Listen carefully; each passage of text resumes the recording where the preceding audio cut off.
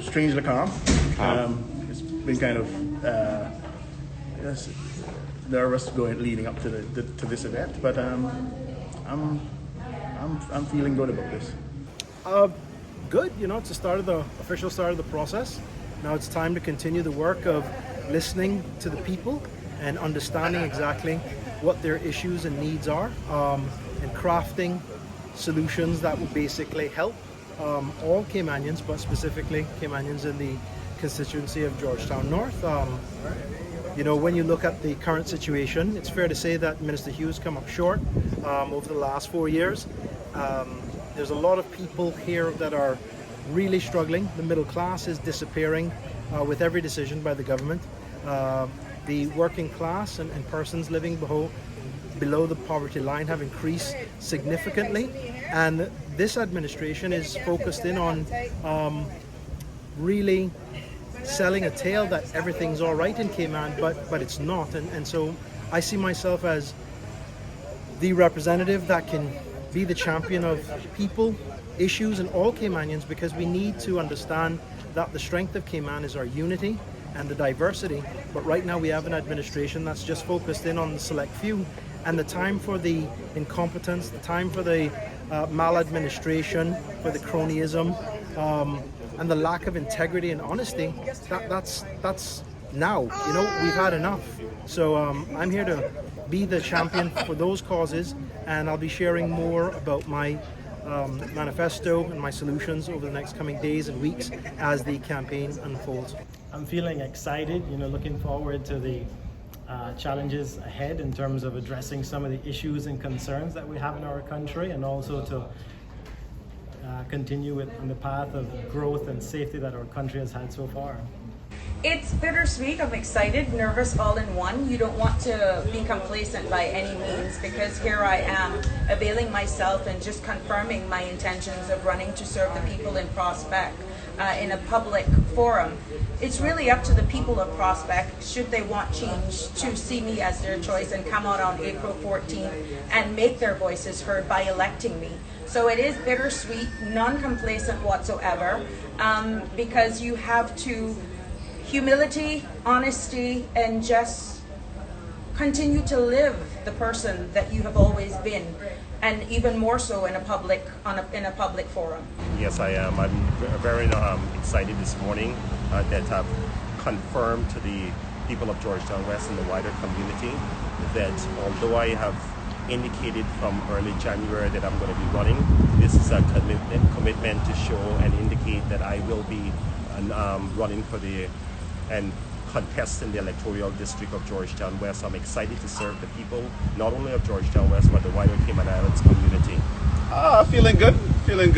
It's a little different from last time, because last election I was probably a little more nervous. Yeah.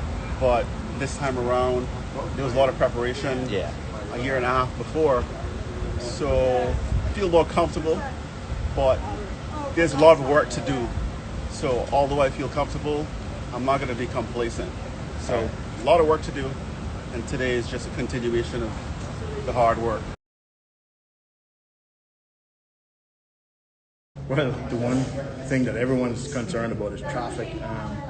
There's issues with some burglaries, the roads, which we see are being addressed to some extent right now, in terms of their state of repair, or disrepair, I should say. And then there's obvious national issues of cost of living, education, access to professional jobs like Caymanians, lots of stuff like that. And the big one is the sustainable environment issue, sustainable development issue, and its development's impact on the environment. We're going to be talking a lot about those sorts of things in the coming weeks. Well, given the diversity of the district, it's really a wide sort of gambit of issues. But the one thing that binds both, the professional class and persons that are successful in doing well, and the working class at the bottom end of the spectrum, is they feel that they don't have good representation. They feel that they've been ignored.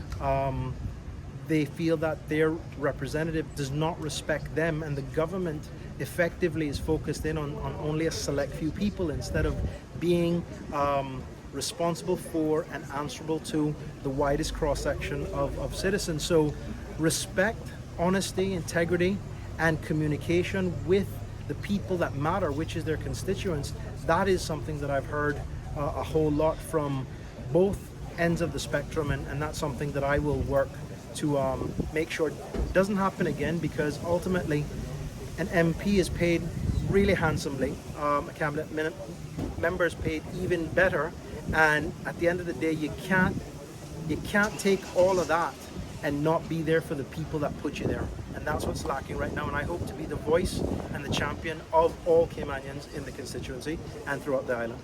I think the biggest issue is related to education. We have a real challenge when it comes to the primary school in Savannah and the facilities that are needed. We need to look at larger classrooms. We need a new school hall. So I will be lobbying quite heavy for support for education in general, but also for Savannah Primary School. The biggest issue facing our district right now is just getting and having a representative who will always be there and have their voice and be present and accessible at all times. Other issues is just making sure that that representative can be trusted, and trusted to the point where what they say can actually come to fruition at the end of the day, and it's just not political talk. Biggest issue is facing the district itself. Security, neighborhood watch, improvement on sidewalks, and safety within the community is a very big issue, and also flooding. Well, Georgetown South is divided into two different areas when you think about high income and low income. So when you think about the South Sound area, the biggest issues in the South Sound area are overdevelopment, including development in marine parks, the issue with Smith Market, that being done with no official committee set up, no minutes were kept for that proposed project. So, and also traffic and speeding along South Sound Road, because as you know, South Sound Road is pretty narrow, and so there's no real place for people to walk or exercise safely. So in South Sound, those are the main issues. But when you go into places like Windsor Park, then you get issues like traffic as well. But then you also have affordable housing, you have unemployment as being a big issue in Windsor Park as well. So it's important that you don't try to run a country from behind the desk. You actually have to get out there and understand what the concerns of all the people are. And you also have to appreciate that people that live in different areas have different concerns, and you have to address them separately. You might find that there's a bigger national issue, and the bigger national issue, generally speaking, for all the areas, education is a big thing that applies to all areas. So the community issues, yes, really important, and you have to address them, but you also have to have someone who can address not just community issues at a local level, but national issues and international issues, especially if the candidate you elect is going to become a minister in your government. So it's very important not just to understand those local issues, but all the other issues, and listening to everyone's concerns and being inclusive.